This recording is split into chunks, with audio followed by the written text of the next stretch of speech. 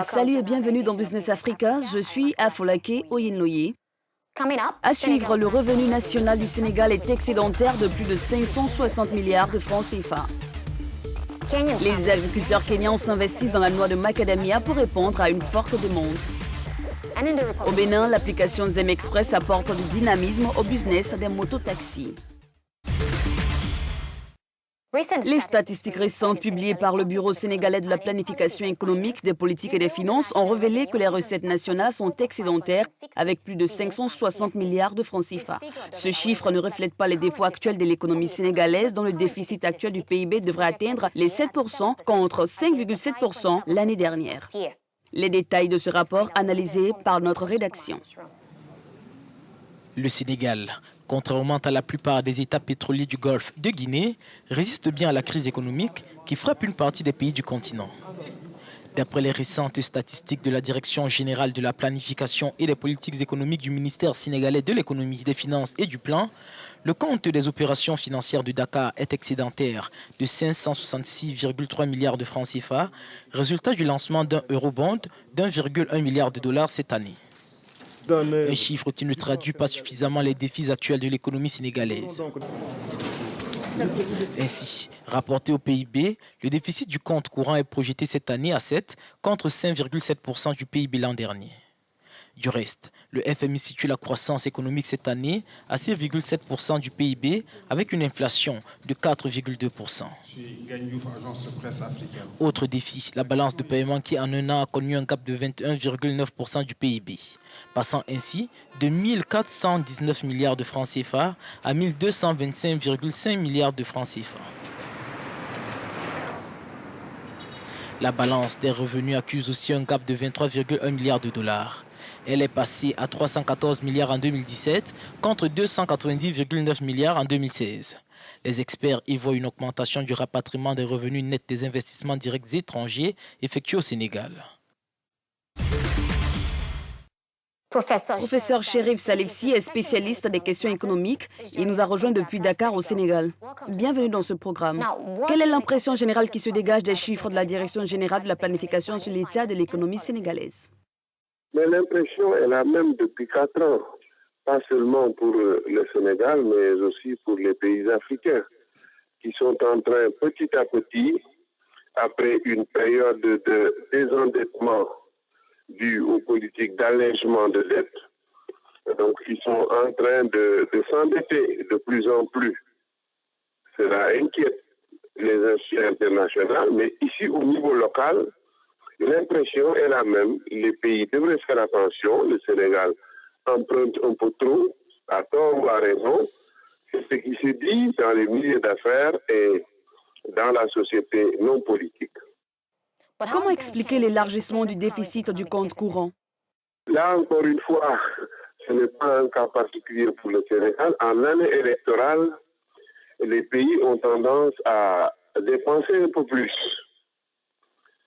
2017 a été une grande année électorale. C'était des élections législatives pour l'élection des députés.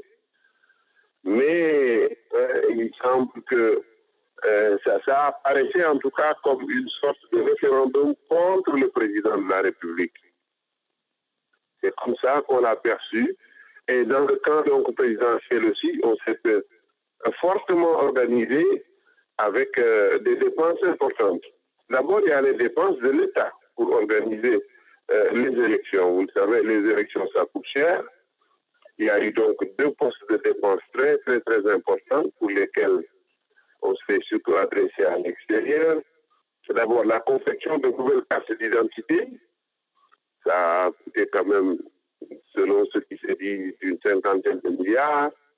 Il y a aussi les dépenses colossales pour l'organisation des élections législatives avec 47 listes.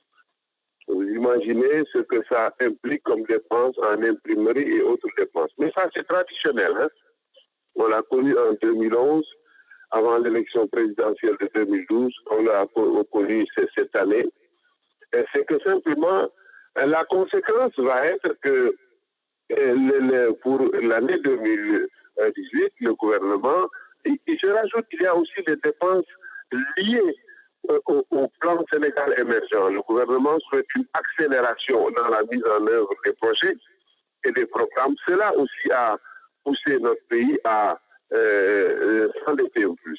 Et cet endettement, je crois, va se poursuivre en 2018, parce qu'effectivement, quand il y a un déficit de ce type en général, des déficits de la balance courante, ça se compense pour des pays comme les nôtres par un endettement extérieur qui se renforce. Quelle stratégie pour que l'économie du Sénégal garde le cap? Moi, je voudrais que le cap soit d'éviter de reconstituer le stock de la dette intérieure. Moi, je crois que c'est ça. Donc, il faut une bonne tenue des finances publiques pour éviter de pénaliser les entreprises locales. Le rapport que vous avez lu parle de transfert dans l'autre sens, des entreprises qui sont installées, qui transfèrent les revenus, qui les rapatrient.